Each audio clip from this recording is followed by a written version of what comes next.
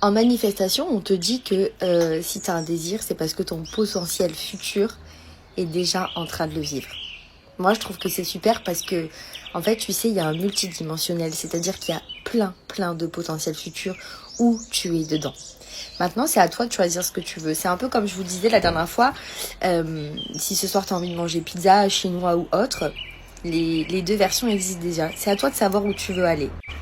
Maintenant, Neville Goddard te l'explique très bien. Si tu as un désir qui te vient, une intuition ou quelque chose qui te vient soudainement, c'est que tu dois vivre cette expérience. Donc, raccroche-toi à ça. C'est pas tant, y en a beaucoup qui te disent oui, dis-toi que si tu as un désir, c'est que ton désir te veut aussi.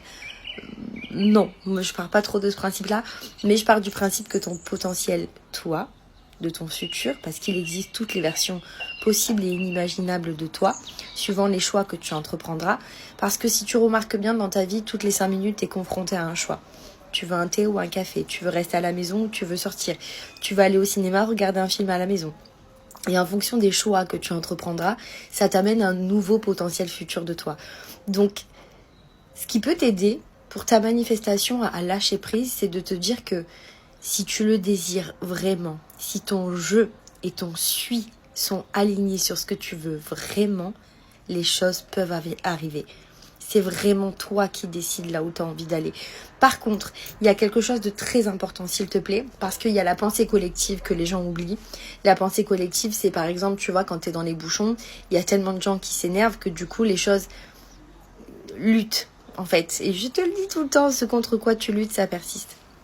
Là, c'est la même chose en fait. La pensée collective fait que vous êtes tellement dans le mal, vous êtes tellement dans le ressentiment, dans la colère, dans quelque chose. Tu le remarqueras quand tu vas dehors. Les gens ont plus la même... tu sais, ce petit côté là, genre là, ça a été Pâques et il y a plus ce...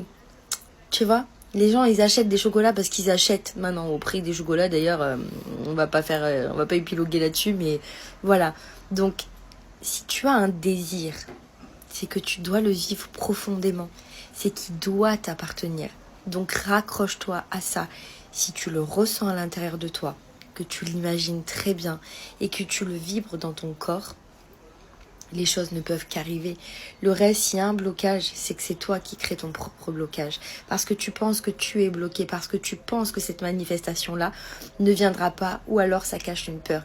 Mais généralement, quand vous voulez manifester de l'argent, c'est pas tant l'argent que vous voulez manifester, c'est le confort. Belle journée!